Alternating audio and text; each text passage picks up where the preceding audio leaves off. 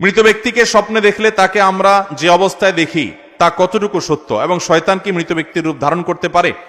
মৃত ব্যক্তিকে স্বপ্নে দেখলে সেই ব্যক্তিকে সঠিক আমি যা দেখেছি হুবহু সেই অবস্থায় তিনি আছেন এমনটি হলফ করে বলা কঠিন। স্বপ্নের ব্যাখ্যা সম্পর্কে ওয়াকিফাল জানেন, এটা ইসলামের শাস্ত্রসমূহের মধ্যে গুরুত্বপূর্ণ একটা শাস্ত্র হলো স্বপ্নের ব্যাখ্যা শাস্ত্র।